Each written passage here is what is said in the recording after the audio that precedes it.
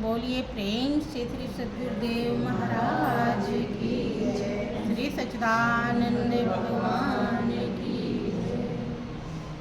परम पुरुष गुरुदेव जी शाश्वत शांति निधान, बारे बारे दंडवत करूं सकल सुखों की खान।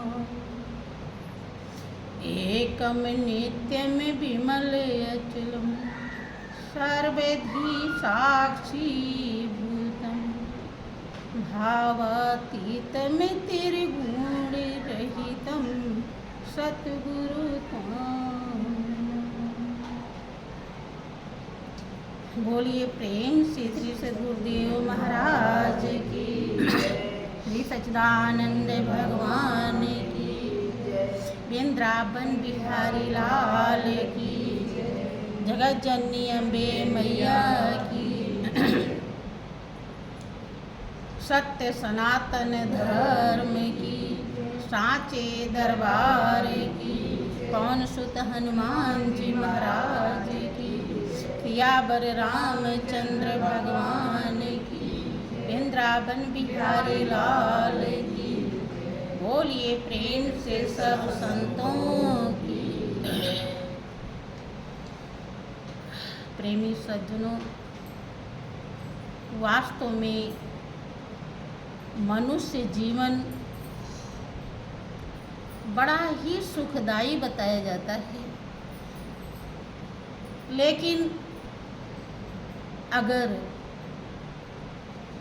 इसका कदर नहीं कर मिला, हम कदर नहीं कर पाए, तो ये जहाँ बड़ा ही सुखदायी है,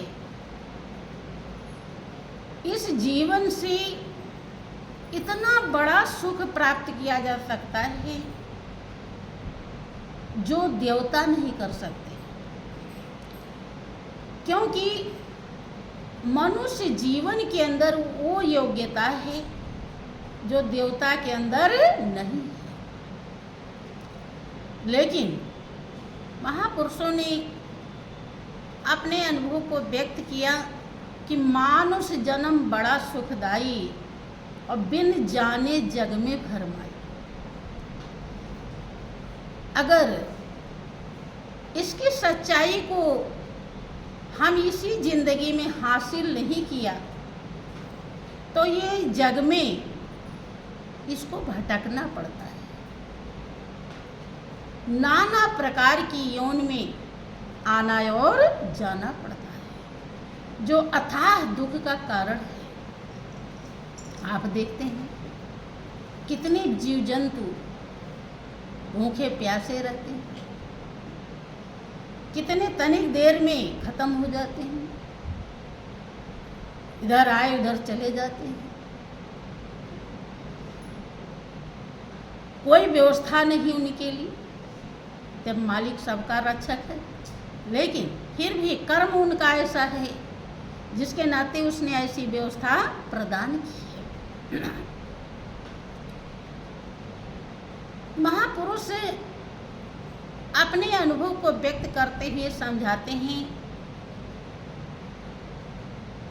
कि ऐ मानो, जो तुम्हारा ध्येय और लक्ष्य है वो तुम्हारे पास ही है। कहाँ है? क्योंकि उन्होंने उस ध्येय को, लक्ष्य को प्राप्त किया और अपने पास में ही पाया। इसलिए कहा कि तेरे घट में बंसरी वाला और क्यों डोले डामाडोल, कि तेरे घट ही में है, कहीं इधर उधर नहीं। इसी शरीर में, घट माने शरीर, इसको एक घड़ा बताया गया, कुंभ बताया गया, इसी में वो बंसरी वाला है जिसको हम मथुरा ढूंढने जाते हैं। वो राम है जिसको हम अयोध्या ढूंढने जाते हैं। वो शंकर है जिसको हम काशी ढूंढने जाते हैं। वो विष्णु है जिसको हम चाहते हैं क्षीर सागर में है, वो सब आपके घट में है। और घट में है तो क्या फायदा है? फायदा ये है कि वही शांति स्वरूप है, वही आनंद स्वरूप है और वही सुख स्वरूप है। जिसने अनुभव किया उसने बताया कि वो बंसरी वाला ही सुख शांति आनंद का भंडार है। क्या क्यों डोले डावाडोल, क्या क्यों इधर उधर क्यों भटक रहा है? अर्थात अपने घट में झांक ले, अपने घट में देख ले, इधर उधर नहीं, इस घट में। लेकिन जब मर्म नहीं समझते तो ज्ञान पाकर के भी लोग ज्ञान को धारण नहीं करते और इधर उधर भटकते रहते हैं। महापुरुष समझाते हैं कि भाव सागर में तृष्णा रूपी तरंग उठे घनघोर। ऐ मानव प्राणी, ये संसार जिसमें तुम सुख ढूंढ रहे हो, जिसको तुम सोचते हो इसमें आनंद मिलेगा, इसमें शांति मिलेगी, ये दुख का समुद्र है। अर्थात थोड़ा नहीं, इतना लंबा चौड़ा है, समुद्र के समान अथाह। और इसमें तरंग जो है, तरंग उठती है, समुद्र में तरंगे उठती हैं, ज्वार भाटा आता है, देखा होगा। तृष्णा रूपी तरंग उठे घनघोर, भयंकर हरदम तरंग। अपने मन से पूछो, आपका मन बताएगा कि क्या क्या तरंग उठ रही है और कितनी जल्दी जल्दी उठ रही है। यहाँ तक कि ध्यान में बैठते हैं तो भी तरंग उठ जाती है।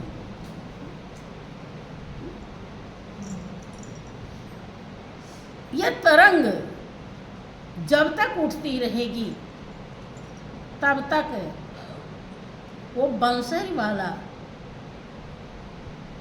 जो घट ही में बैठा है वो दीदार नहीं देगा।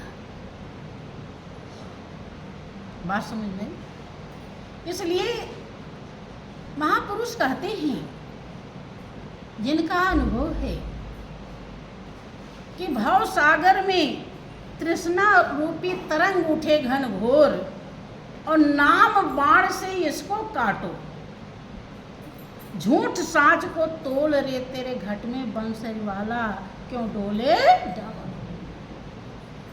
नाम बाण से वो तरंग किससे शांत होगी, किससे रुकेगी? नाम बाण से। क्योंकि जितना शक्तिशाली तरंग है उससे भी ज़्यादा शक्तिशाली नाम है।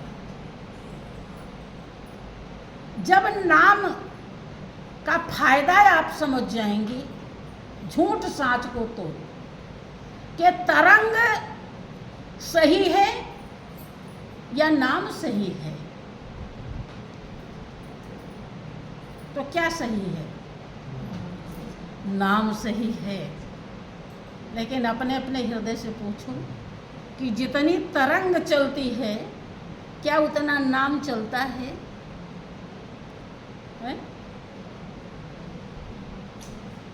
अब यही गड़बड़ हो जाता है। यही वो कह रहे हैं। जब आपको समझ में आ जाएगा, यकीन हो जाएगा, आभास हो जाएगा, अनुभव हो जाएगा कि ये जितनी तरंगे हैं तृष्णा की, ये सब दुखदाई है। ये समुद्र के समान अथाह दुख है, दुख में ले जा रही है। तब आप नाम का बाण चलाना शुरू कर देंगे। जैसे आप देख लेते हैं दुश्मन सामने है, तो जो भी हथियार होता है आपका, आप उसी को लेकर भिड़ जाते हैं। नहीं सोचते चाहे मरेंगे चाहे जिएंगे, जो भी होगा, आप पीछे हटना नहीं। लेकिन कब? जब देख लेते हैं कि अब ये हमको ख़त्म कर सकता है। ऐसे जब समझ में आ जाएगा आपको कि ये तृष्णा रूपी जो तरंग है, एक तो ये झूठी है और दूसरी अथाह दुखदाई, और नाम सच्चा है और अथाह सुखदाई है। अगर ऐसा आपका हृदय एहसास कर ले, समझ जाए, अनुभव कर ले, तो यह तृष्णा रूपी जो तरंग है, यह हमेशा के लिए शांत हो जाए।